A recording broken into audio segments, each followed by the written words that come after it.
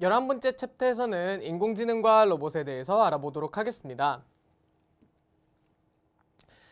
먼저 인공지능과 로봇 중에 우리가 첫 번째로 로봇과 로보틱스가 무엇인지, 그리고 로봇과 인공지능이 어떻게 지금 연결이 되어 있는지 등에 대해서 학습하도록 하겠습니다. 먼저 첫 번째로 로봇과 로보틱스입니다. 로봇은 슬라브어 로보타에서 유래했으며 이 뜻은 노동을 의미한다고 합니다. 인간의 노동을 대신해주는 이 로봇과 그리고 그와 관련된 로보틱스가 무엇인지 더 자세히 알아보도록 하겠습니다. 로봇이란 인간과 유사한 모습과 기능을 가진 기계 또는 한 개의 컴퓨터 프로그램으로 작동할 수 있고 복잡한 일련의 작업들을 수행할 수 있는 것들을 우리는 로봇이라고 합니다. 예를 들어 여기 보이는 산업용 로봇이나 군사용 로봇, 가정용 로봇, 의료용 로봇 이런 것들 모두 다 모양은 다르지만 로봇이라고 할 수 있는 것입니다. 로봇은 인간이 소프트웨어 프로그래밍 알고리즘을 넣어주면은 그 알고리즘을 바탕으로 제어기에서 로봇 본체의 명령을 전달하여 로봇이 직접 움직일 수 있게 작동할 수 있게 만들어주는 것입니다. 그렇다면 지능형 로봇이 무엇인지 조금 더 알아볼까요? 첫 번째로 여기 일반 로봇이 있습니다. 일반 로봇은 인간의 명령과 조작에 따라서 동작을 하지만 지능형 로봇은 스스로 상황을 판단한 후에 동작을 하게 됩니다. 예를 들어 자율주행 자동차 같은 경우는 빨간색 불을 인식을 하게 되면 멈추고 초록색 불을 다시 인식을 하게 되면 출발할 수 있게끔 스스로 판단하고 동작을 하게 되는 것을 우리는 지능형 로봇이라고 할 수 있습니다.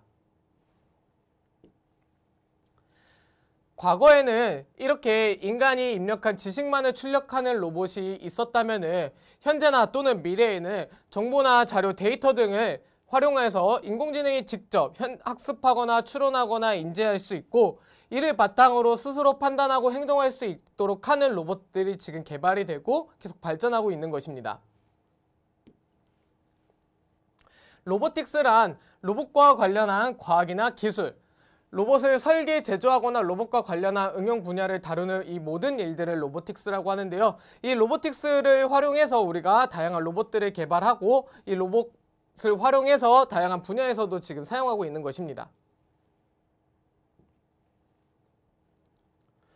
두 번째로 로봇과 인공지능에 대해서 알아보도록 하겠습니다.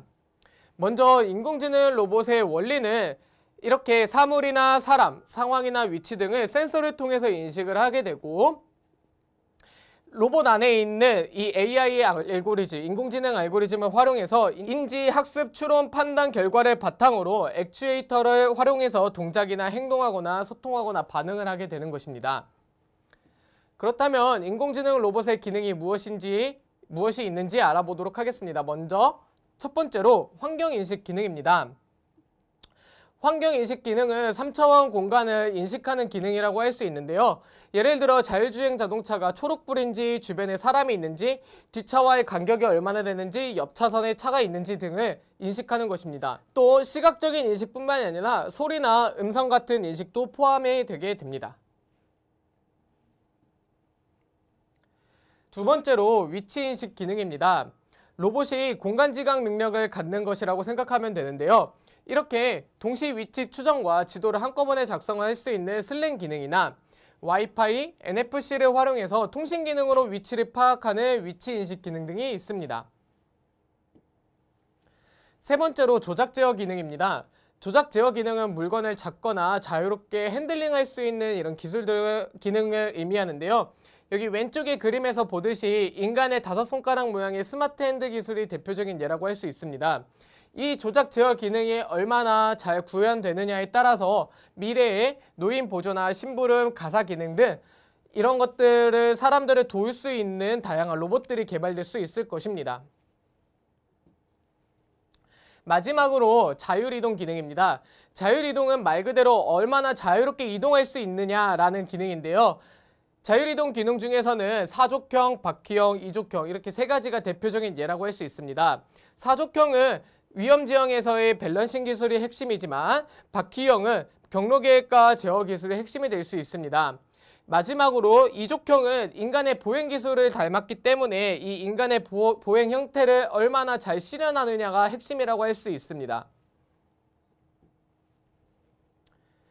다음으로는 클라우드 컴퓨팅 인공지능에 대해서 알아보도록 하겠습니다. 클라우드 컴퓨팅 인공지능에 대해서 알아보기 전에 먼저 알아볼 것은 문해 로봇입니다. 혹시 여러분들이 인공지능 로봇이라고 하는데 그 인공지능이 없다면 인공지능 로봇이라고 할 수 있을까요? 만약에 모든 인공지능 로봇 하나하나에 위치 측정이나 상황 센서, 상황 인지 및 판단, 그리고 기계 제어 및 활동 제어 기능을 모두 다 넣었다면 이 로봇 하나의 가격은 너무나도 비싸고 로봇 하나를 만드는데도 너무나도 오랜 시간이 걸릴 것입니다. 그래서 이러한 문제를 해결하기 위해 문해 로봇을 만들었는데요. 메인 인공지능 하나만 딱 놓고 이 메인 인공지능은 필요한 데이터와 학습 능력을 보유하고 있기 때문에 이 메인 인공지능이 나머지 문해 로봇들에게 위치 측정과 상황 센서, 상황 인지, 행동 판단, 그리고 기계 제어, 활동 제어의 명령들을 다 보내주게 됩니다. 그러면 나머지 로봇들은 메인 인공지능이 나머지 기능들을 다 처리를 해주기 때문에 이 로봇들은 동작만 하면 되는데요. 센서와 액추에이터만 있으면 되기 때문에 탑재만 하면 되기 때문에 가격이 저렴할 수도 있고 또 빠른 시간에 대량의 로봇들을 생산할 수 있다는 장점이 있습니다.